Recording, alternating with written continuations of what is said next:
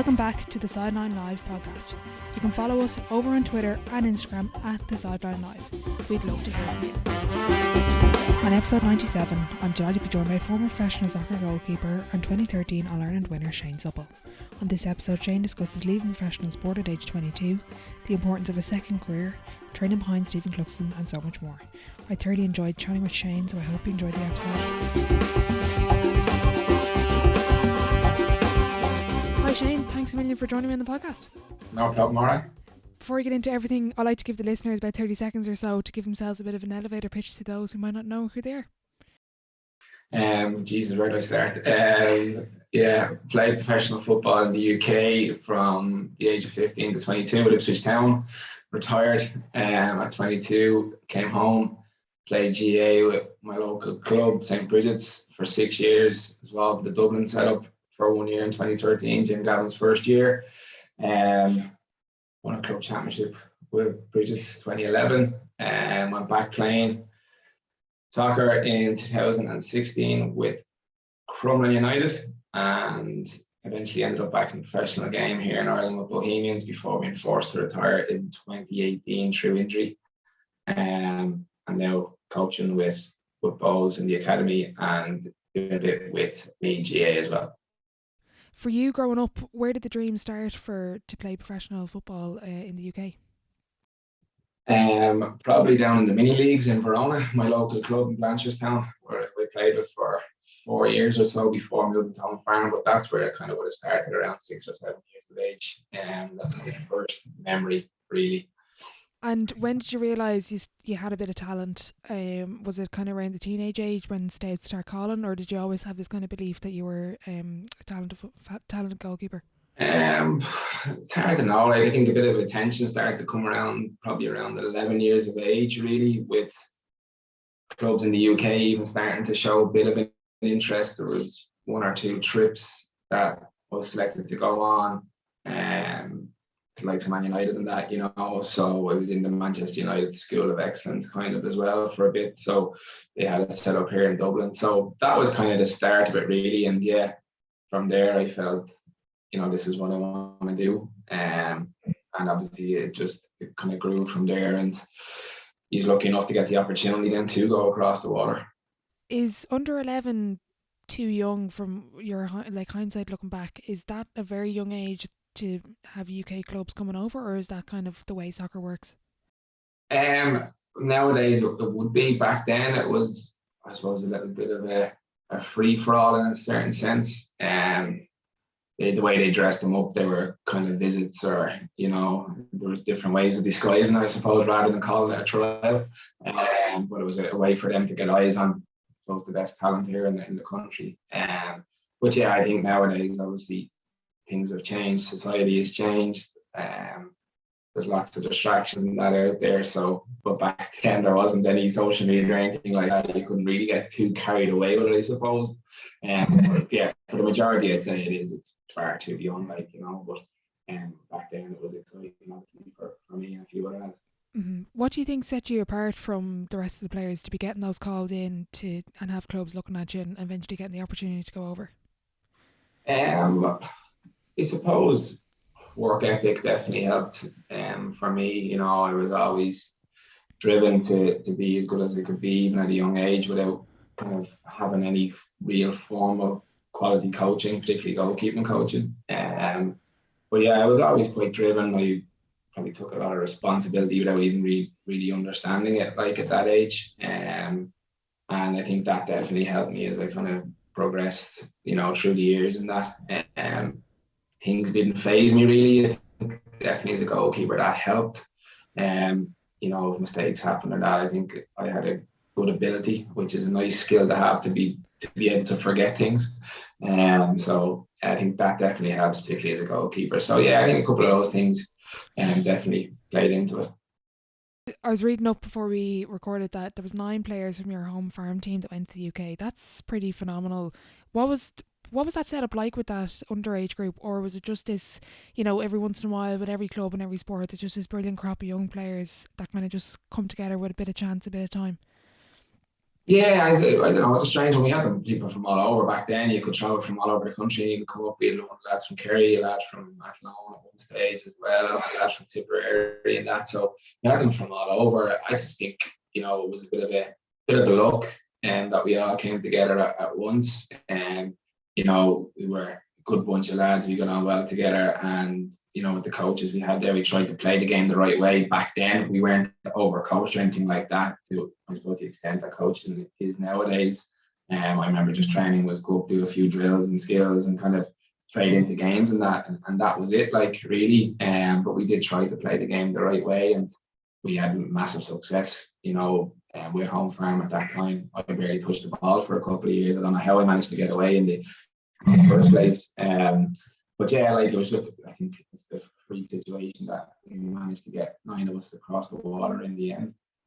When you are getting calls from clubs, I know you had a lot of opportunity. What did you look for? What stood out with Ipswich? But even like for anyone that hasn't been in your shoes, what's it like to try to navigate these opportunities and pick the right one for you, and kind of what fits, because what fits you might not fit me. So what did you look for?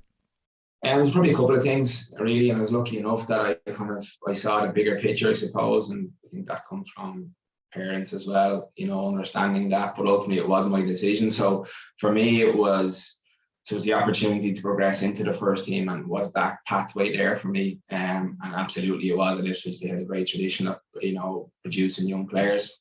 Second thing was, for me, the goalkeeping coach was a big factor in it. Richard Wright was brought through at a very young age there by the same goalkeeping coach, and I had a couple of weeks with him, different stints when I was over on trial, and I really enjoyed the training, and I felt that he could help me get better. So that was another one. And then the other thing was the club itself, and the people, and where I was going to be staying, and just making like that I felt comfortable and I would be happy there. I think that's probably the biggest thing really, looking back, that you go to a club where it's difficult leaving home obviously, but you go somewhere where you're going to be comfortable, you're going to be happy to an extent, and then the other stuff can hopefully look after itself as well. So that was a big thing. I think the family were very happy that I chose Ipswich because of the area it was geographically, and the people that were there, where I'd be staying and that. So I think that all played a massive factor in terms of my progression compared to maybe some of the other clubs I could have gone to. I think they would have been mistakes, in the longer term. A lot of the guests I have on, the parents obviously play a big role, and obviously as a schoolboy, you have to involve your parents. At what stage were your parents kind of on board with this dream? And a lot of the guests, their parents kind of make it their dream as well. But at what point did they kind of know you were going to the UK and kind of support you in that? Was it from that early age of getting those looks at under 11, or was it when those opportunities started to come in? I suppose for an Irish family, it's like my dad would have been interested in sport, but not heavily involved, particularly in football. He would have been more GAA kind of. My mum would have had no interest really. So for them, it was all new to them. All this attention. They didn't really understand what could possibly be ahead. My mum was never on board for it. She wanted the cross. But my dad, obviously, he knew like at one stage that there was an opportunity here for me. He knew that I had to take it, and I wanted to take it. So he was on board, big time, and like I think he enjoyed it.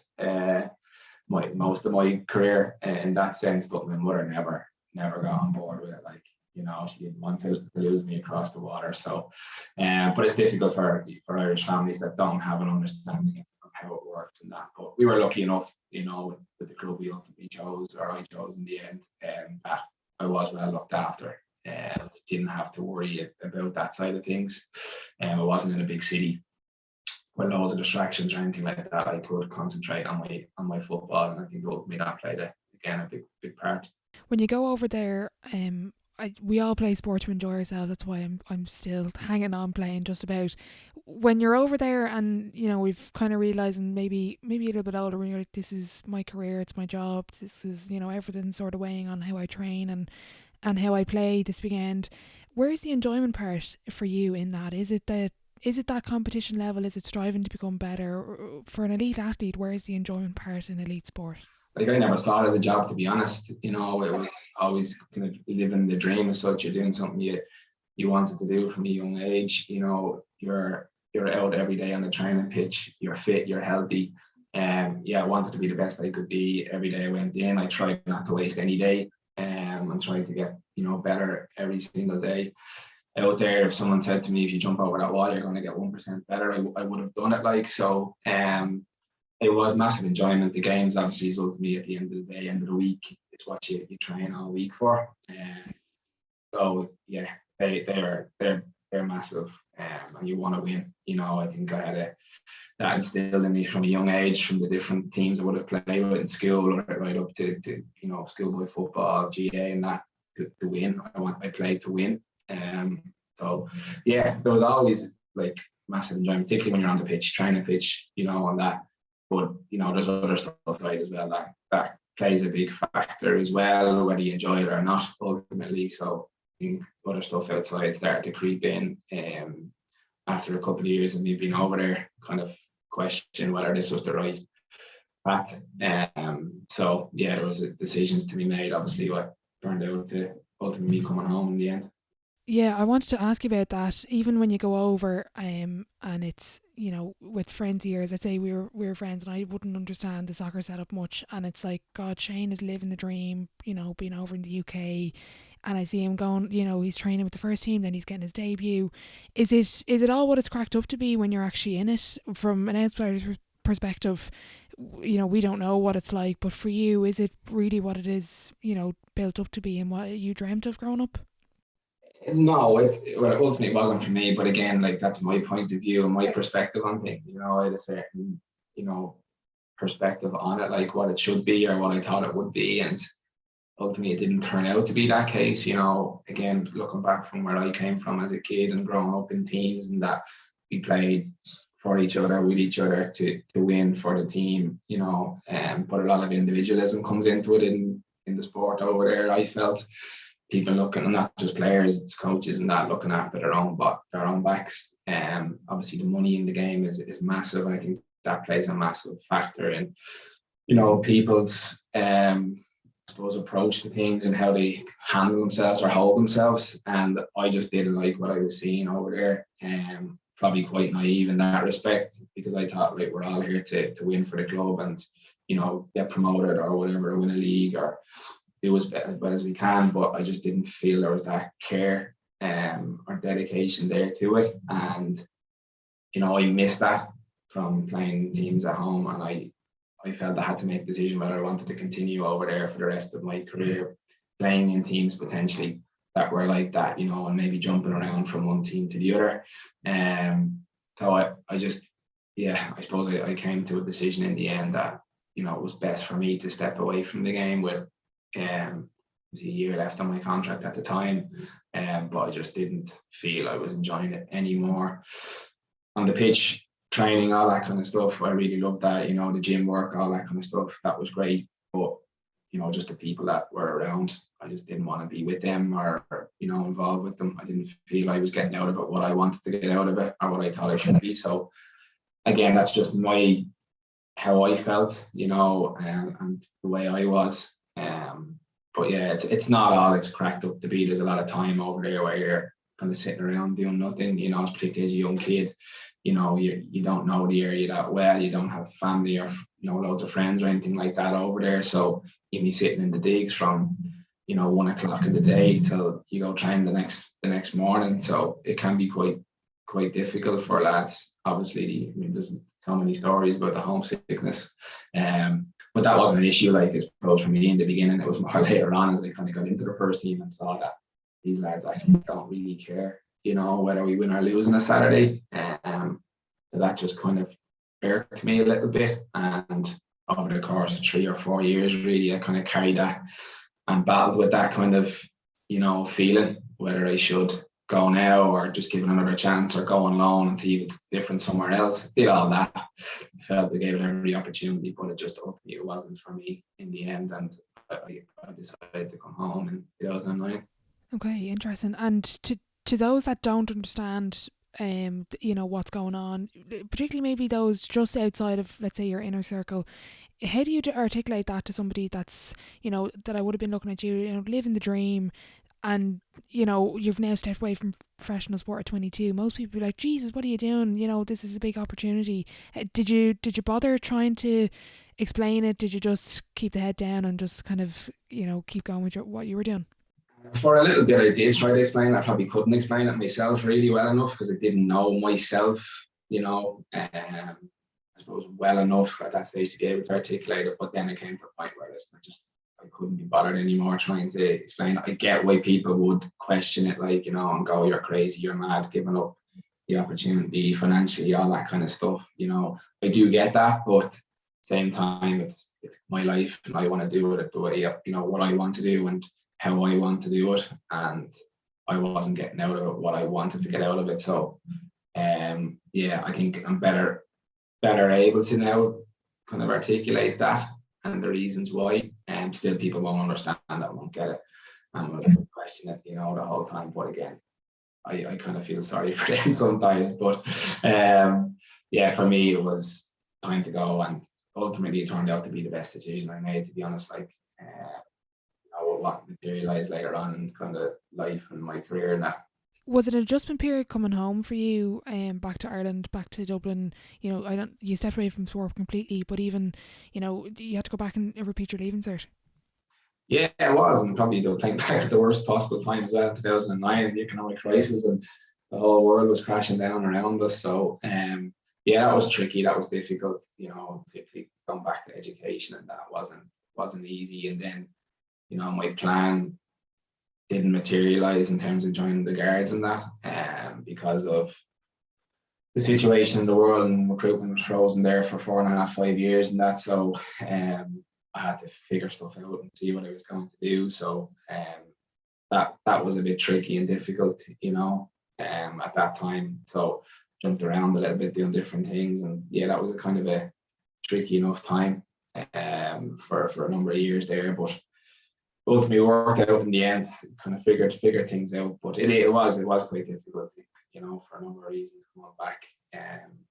But I was lucky, I think, in one respect with St. Bridget's, that played a massive part in helping me settle back in, and the people down there. That was a big thing, and I'll be grateful, forever grateful to them for that.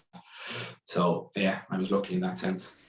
It's interesting when you mentioned the UK and how, maybe people didn't care. When you come back to St. Bridget's and even with Dublin, I get this sense that the GAA, it's completely about community. Everyone's buying in.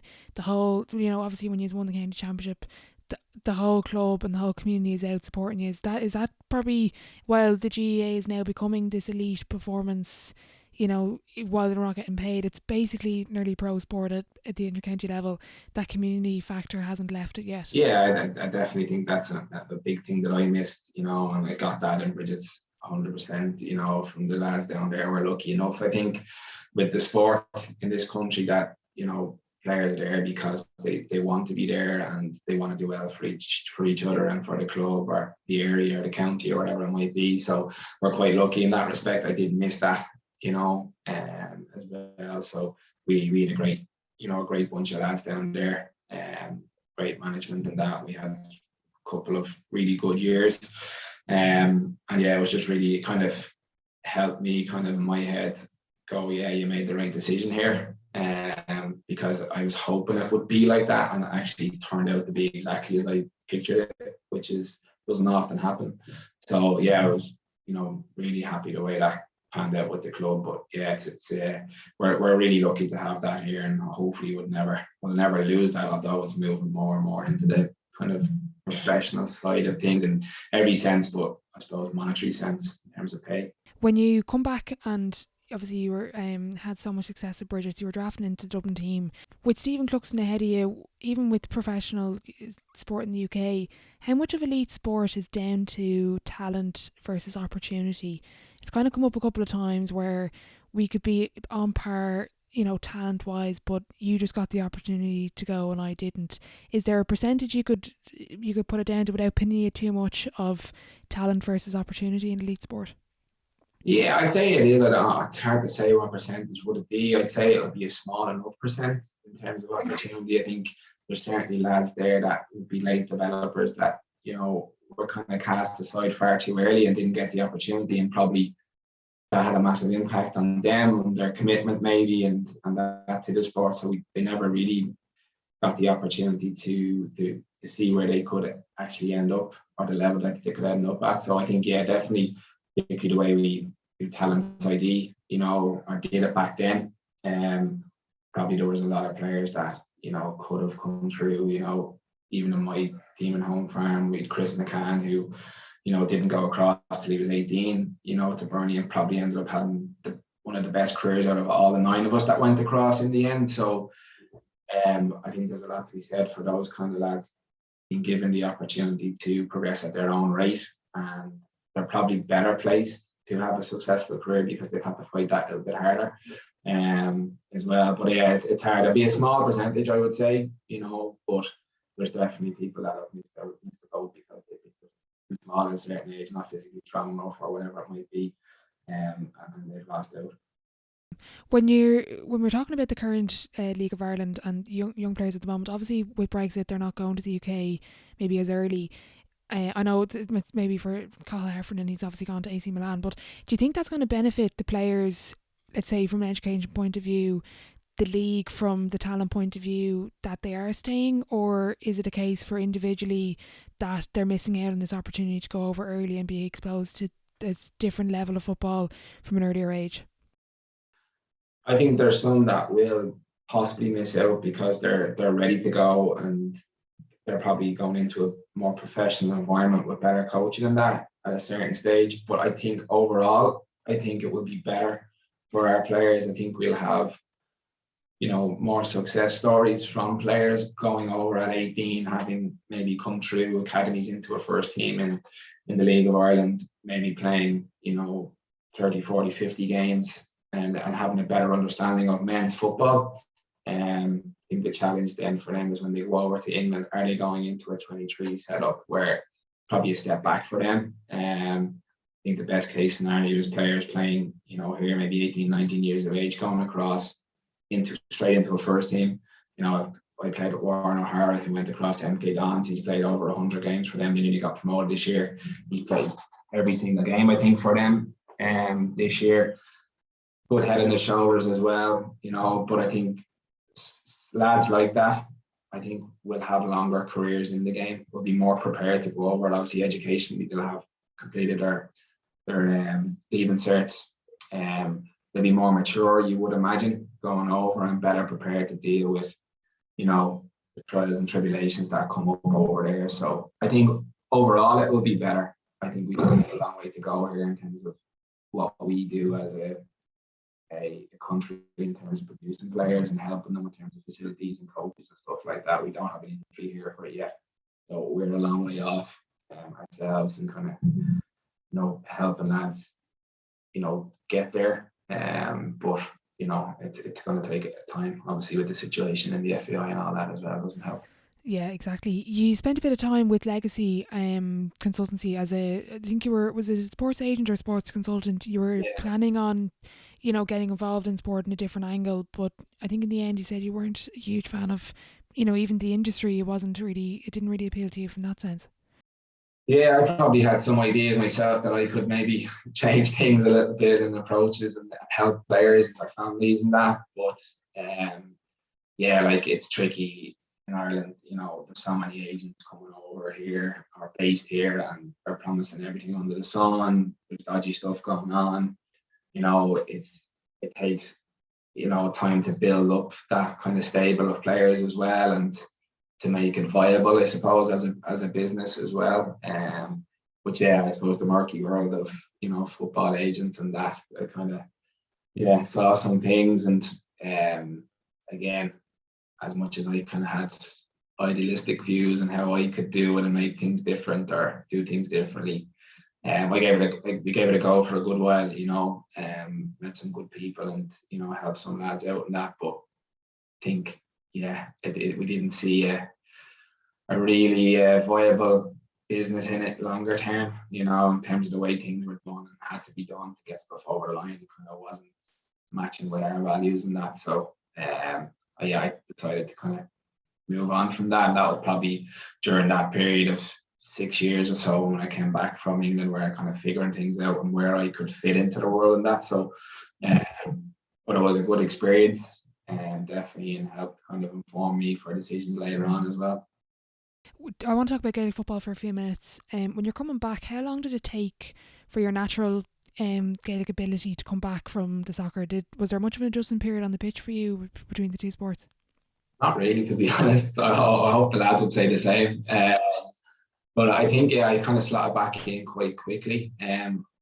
Obviously, I'd always watched the games over there and been involved, so kind of had a good understanding and probably brought some things back that I could kind of implement, into the game or in that position as well. Obviously, the goalkeeper position has evolved so much over the last 15, 20 years anyway. You see the way they fly goalkeepers and stuff like that, so doing that to an extent, but obviously wasn't on the big stage and that, but I would play the game probably a little bit different to the majority of goalkeepers have.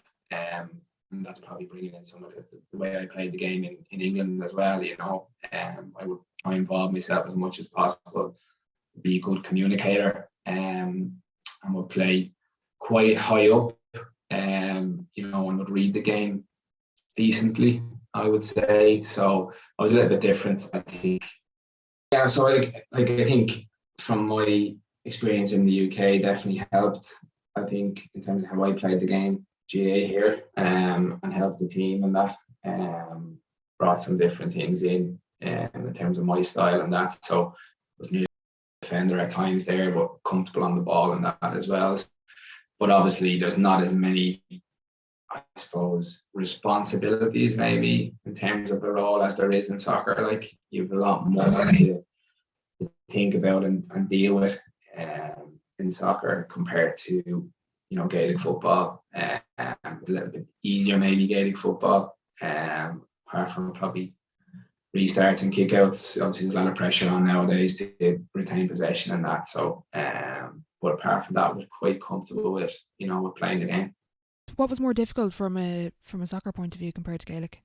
Obviously, like the game is a lot faster, as well. You've got so many things you've got to deal with, like balls coming back to you, pass backs, you've got to deal with that and be comfortable on the ball, and able to distribute the ball comfortably as well. And decision making, you've probably a lot more decisions to make as a soccer goalkeeper in terms of balls over the top, crosses into the box, do you come, do you go, how you communicate with the defence as well, and understanding the game in terms of the line and how high the line is kept. Obviously positioning as well is a massive. You've probably a lot more shots to deal with in a soccer match than you would have in a Gaelic football game. You're not even expected to really save anything in a Gaelic football game. So at times there's a lot more to it, I feel, in terms of being a goalkeeper in soccer as opposed to Gaelic football. But again, the game is obviously evolving in Gaelic football, and the goalkeeper can add a lot more value. I think people are understanding the value of having a good goalkeeper now. Is it harder for a soccer keeper to play as a fly keeper than a GAA keeper covering behind in defence and sweeping up? You obviously just mentioned there you would have been, I know the style of football you would have been involved in, it's that extra defender at the back line. What's more difficult? I'd say like a soccer keeper is definitely harder, like, because I suppose you've got the offside side of things. The line is straighter, and from a defensive point of view. So those balls over the top, it's kind of it's clear to see when it should be your ball or not. I think in GAA it's a little bit different because you don't have that offside as such, so it's not a flat back three or whatever like that. So they can be, scattered all over the place. So it's not necessarily your role. And a lot of keepers don't play that high line anyway, so defenders will know that the keeper's just going to stick to the square or whatever, So, yeah, soccer is a lot more difficult for a goalkeeper. How do you find watching the game now when you see the likes of Niall Morgan and Rory Beggan up the pitch tackling each other? Is that something, if you were still playing, that you would have maybe been drawn towards? Do you think this is not a fad, but do you think people are realising the value of a goalkeeper? But what do you make of all this sort of outfield? Even Billy Hogan would have been up. I think he was caught a high ball at the 45-metre line from a kick out. What do you make of it from your perspective? I think there's a balance to be struck with it. Like I think initially it's a bit of a fad. I think teams are copping on now and able to counteract it to an extent. I do think there's a balance to be had with it. I think it's definitely an asset to have a goalkeeper who's comfortable on the ball, who's can read the game well. I think if you're going to do that, you need to be able to read the game really well in terms of when you're deciding to go or how high you're going to start in terms of your starting position. So like those guys you spoke about, like are quite intelligent, experienced players. Obviously, Fagan's been caught out maybe a couple of times, and I think teams are starting to target maybe that now, or they see opportunities to target it. So, but I don't think it's going to become the thing that all goalkeepers are going to do it. Like, I think there's definitely a balance that that needs to be struck. But if you have a keeper that's comfortable on the ball, able to play outfield, it's very hard to get a goalkeeper that has everything, in terms of, accuracy with distribution, comfortable on the ball, is a really good shot stopper, is a good communicator. If you get that, like you're on the pig's back kind of, and there's not loads out there, on that. I watch games at times and I just think some of the decisions goalkeepers are making are crazy, but I just don't think they have the coaching or are coached the right way to read certain situations and what their actions can lead to as well. But it's interesting, obviously, not to talk about it, and it's great for the analysis and the tracks there to kind of watch it and analyze it and see what they can take from it. Yeah, I think the GAA has changed now. It used to be you couldn't find a goalkeeper. Now everyone's nearly dying to be in goal because they know they're going upfield, or the Stephen Cluxton factor. I don't know anyone to be a goalkeeper, to be honest. No matter what sport. Can you give us a bit of an insight into the Dublin setup when you're drafted in? Can you compare the professional setup in the UK to that setup, or is it comparable? Yeah, I'd say it's nearly more professional. Dublin setup was to what I experienced in England, to be honest, and that was coming more from the players. Obviously, Jim and the staff and that he has there, like everything is as much as possible is provided to the players to help them be successful. Obviously, these lads are working or in college and that, so they have to really take care in terms of managing themselves and making sure they're prepared to come on the pitch, for training, during the day. They're eating well, they're hydrating well, they're getting their sleep and stuff like that. You might be finished and getting home from training till 10:30. You might be up the next morning at 6, whatever, to go to work. So it's quite taxing on players. So I just thought the commitment to it all was something I'd never seen before, to be honest, even in England. So yeah, from that perspective, it was incredible. The players drove everything. Jim gave them the platform and again provided them with everything. What was player driven, and that was something that I was really enjoyed and and liked about it all. Again, compared to England, it's like you're told where to be, what to do, and lads just go with it. Like they don't really think for themselves too much. I think that's a problem for lads, particularly later in life. But yeah, the Dublin setup was incredible. Like it was just so professional in every sense. Like I need to be careful about using that word, obviously, because of people would say about Dublin and all that kind of stuff. I think in general the GAA, like whether it was Kerry or whoever turned on, I think would be exactly the same in terms of how the players and conducted themselves and how they drove things in training and the standards they set. It was incredible. I think that's even across every single intercounty team, I think that's now the case. Is it's all driven by the players? Is it sustainable the way the GAA is going? Like you even mentioned there, when you're coming in from training at 10:30, you're up for work at 6:00 the next day. The demands are becoming huge on players. Is that sustainable in the current environment? Do you think? Is it kind of reaching this breaking point? I think for some it is, because like you're putting life on hold. I think more so than ever now in terms of starting your career at that. So I think for a lot it is with the demand, 5 nights a week or whatever, or 5 days a week. It is a lot.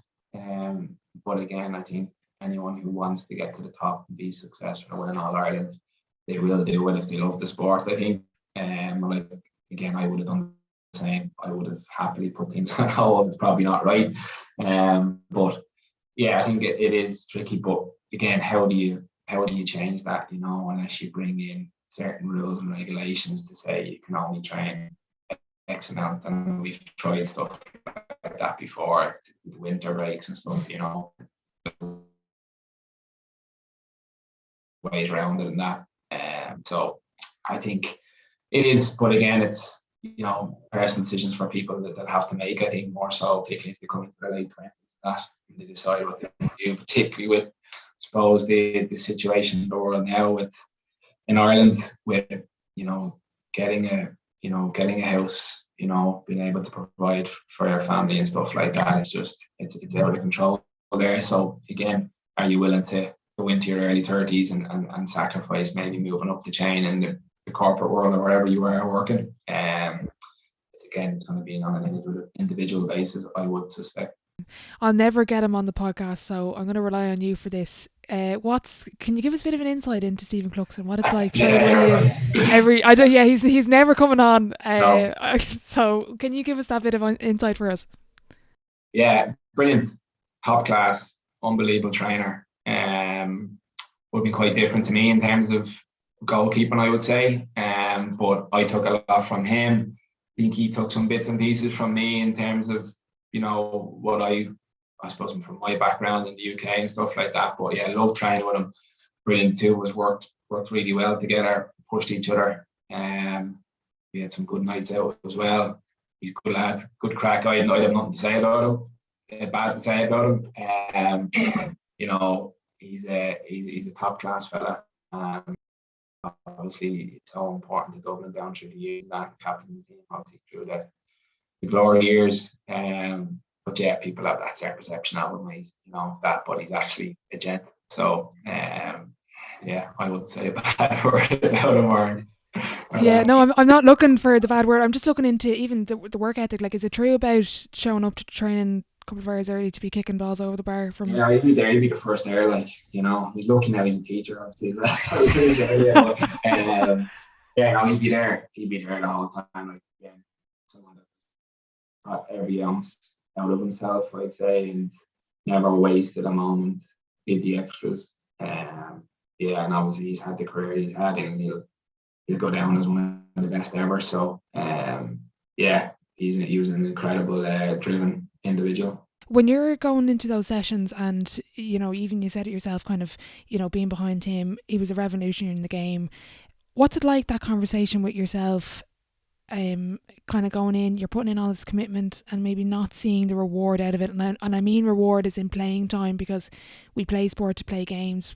What's that conversation like with yourself? I suppose initially it was, you know, here behind the best in the country, and you're probably not going to play, but give it a go and see what happens. He's maybe coming towards the end, but obviously that wasn't the case. I knew that after 2013, like, there's no point in me sticking around. As in, like, it was brilliant. I really enjoyed the time there, but I want to play games, and I felt it was best for me just to go back to my club, you know, because you're not going to get in ahead of Stephen. Like, there's no chance, unless he's injured or something like that. And again, I wasn't prepared to stick around and miss out playing games with my club or whatever, you know, and give all that time not to play. So again, I spoke to Jim about it. He understood. I did a commitment to work and stuff like that, you know, I felt better focusing on them and playing with the club and giving the club my time. So yeah, that was my decision at the end of the 2013 year. You won an All-Ireland that year, but I heard you speak before, I think it was a presentation about, you know, you didn't maybe count the medal because you didn't maybe contribute. Can you just give us a bit of an insight into that? Because not everyone might have that mindset, but I can get the sense from your competitiveness that for you it's different. Yeah, like I didn't feel at the time, like, you know, that you really earn it. Like, you know, I think, yes, you definitely played a part in terms of, you know, being there the whole year, pushing people, driving people and training and stuff like that. You do play a part, but again, it's not something I look back on and go, I won an All-Ireland. I wouldn't really say it to people, to be honest. You know, my dad has the medal somewhere. It's, you know, it's obviously nice to have been part of it and that, but I wouldn't look and go, right, I really, you know, played a major part in us getting over the line there or winning that All-Ireland. So that's my outlook on it. It still is. I did play a bit of a part, but it just it's not one of the ones I look back on and go, yeah, I really played a big role in that. You got back involved with Crumlin United. For years you had said no. What changed? What kind of sparked in your head kind of the interest again? I suppose what would you call it? My kindness kind of changed. My kindness brought me back. I felt I should help the club out because they were so good to me in terms of I was coaching at the time. They gave me the facility and stuff like that, and the manager had been on to me for years to come back, and I was adamant it wasn't. And he was in a bit of a pickle at the time, and they said, right, I'll just help you out this once, but that's it. And it just spiraled out of control from it, really.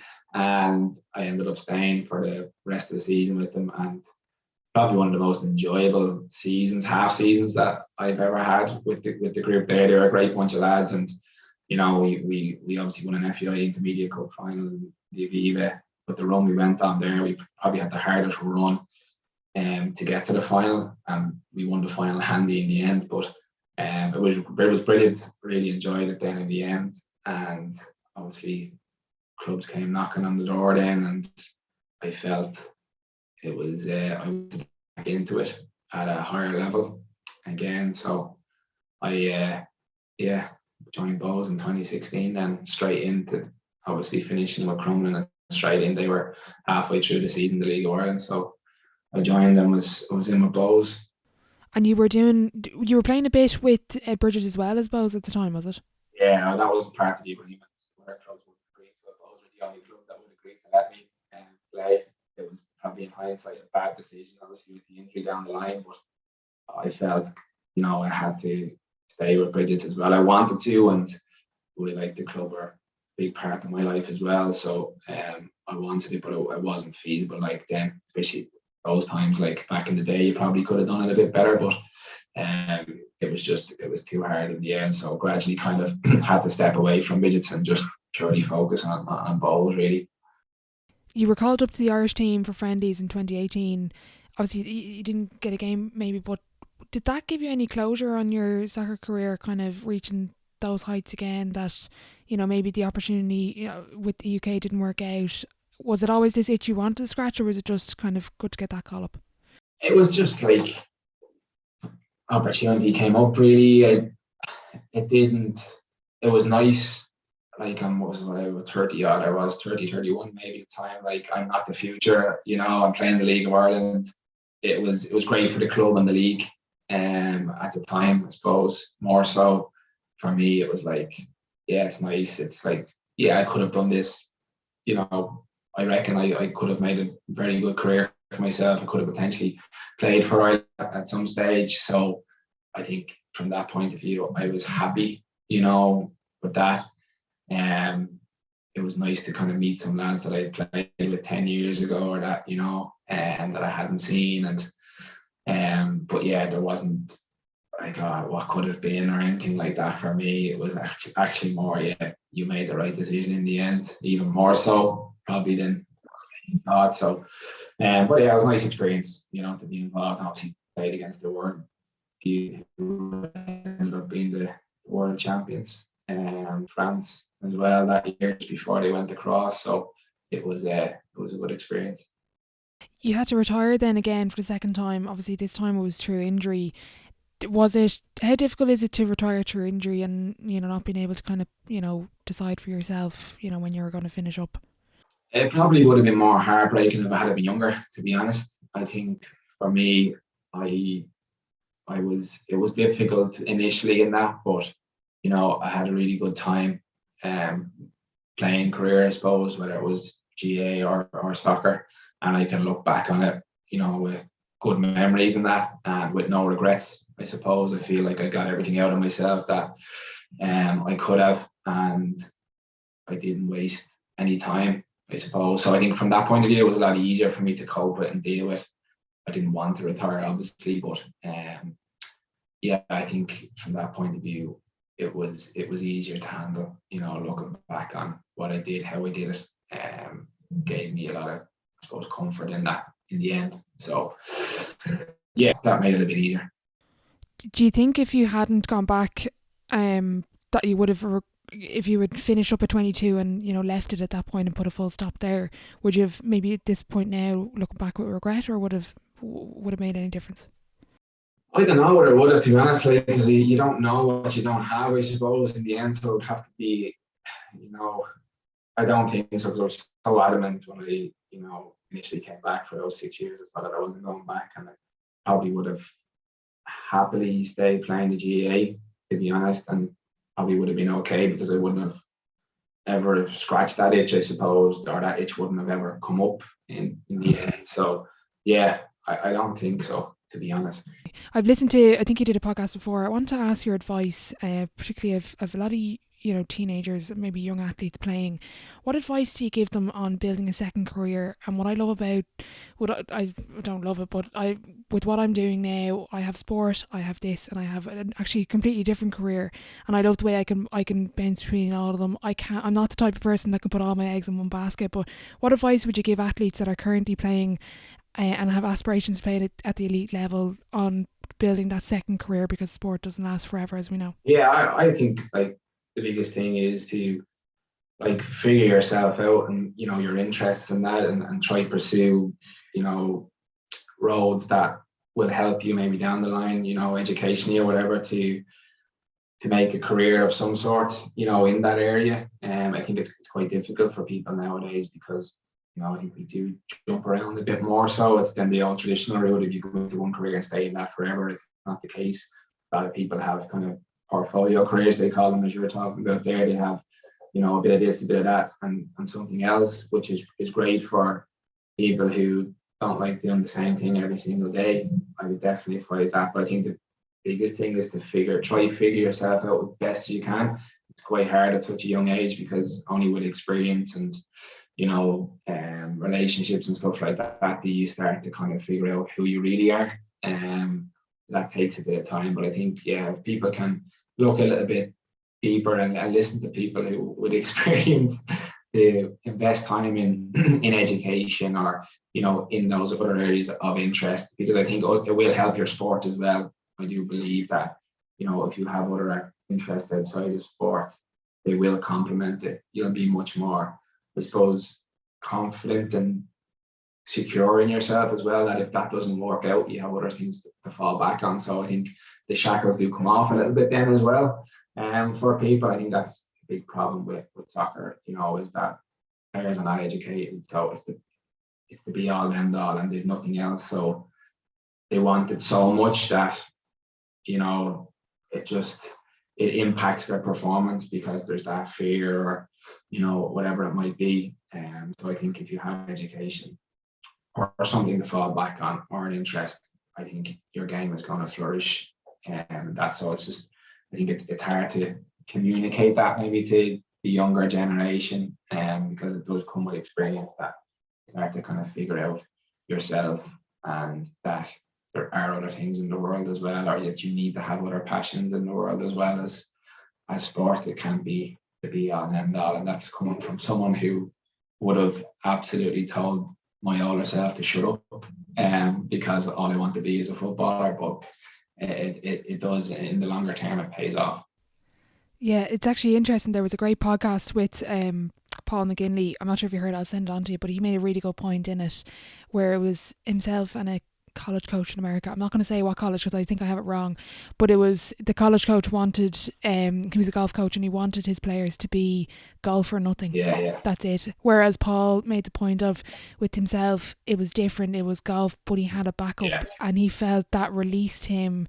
Not released him, but kind of gave him that freedom of, look, if this doesn't work out, I have a fallback. Yeah, absolutely. I think that's attitudes as well, particularly in the UK in soccer. Like, I remember coaches would say it's very similar to what that coach would have said, or that teacher would have said, you know, and players just, it doesn't help them, you know, it doesn't help in the long term, because there's that fear and anxiety then that this doesn't work out, like, you know, that's where am I kind of thing. Yeah. Mm-hmm. If I could hand you a special key and go back in time, if you could do it all again, what would you do differently? To be honest, I wouldn't do anything differently. There are certain disappointments, whether they're big games or that you lost, but I think everything happens for a reason. I absolutely wouldn't do anything differently, to be honest. I think everything happened the way it was meant to happen, ultimately leading to where I am today. So yeah, and I think that helps obviously me in terms of moving forward in my life as well. When you retired, out of interest, I've been injured and I've got involved in coaching and this I technically think is the media, and you've been in punditry. Can you replace the thread of sport, the thread of playing? Never. Unfortunately, it's irreplaceable. But I think the best advice I can give is enjoy it while you're there. Enjoy it while you still can do it, because yeah, you're a long time going to be finished, and you can't be replaced. Overall, for you, Shane, what's been the biggest lesson you've learned from sport? Biggest lesson I learned from sport, I suppose, how to treat people. Really, I think it's important that you treat people how you like to be treated. I think that's the biggest thing. I think a lot of things have come back around to me because of the way I conducted myself and treated people. Through the years, a lot of doors have been open for me, I think, because of that as well. So I think, yeah, it's important how you conduct yourself and hold yourself, and treat people ultimately, because it's important, I think, for your own self. And again, opportunities down the line, definitely for me, it played a massive factor in people helping me out and bending over backwards to help me. So I think that was a big thing for me.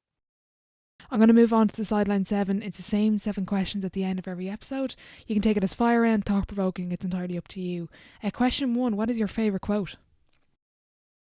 Not really a man for quotes, to be honest. It would probably be a John Wooden quote or something like that. I remember we would have used them quite a bit with Bridget and that in particular, but I can't think of one off the top of my head. Again, I'm not great with quotes. You do have it's not a quote, but it's just a statement kind of in your Twitter bio. I want to ask you about it. The path is more important than the destination. At what point did you kind of realise that for yourself during your career? Probably my mid-20s, I'd say, and time at Bridges and stuff like that, just looking back, and just the people I was around and that, you have the club, you have the name and stuff like that, but it's the people that really make it, and that's what I've realised, whether it was Bridget's Bowes, Dublin, or that, it was the people that really made it so enjoyable for me and that journey. And it's not about winning things. I never won anything with Bowes or that, but it was just an incredible time in my career. I really enjoyed it, and the people I was around, and it was exactly what I wanted. So I think that's what I mean by that. It's just that the journey is really enjoyable, and to enjoy that and not forget about it.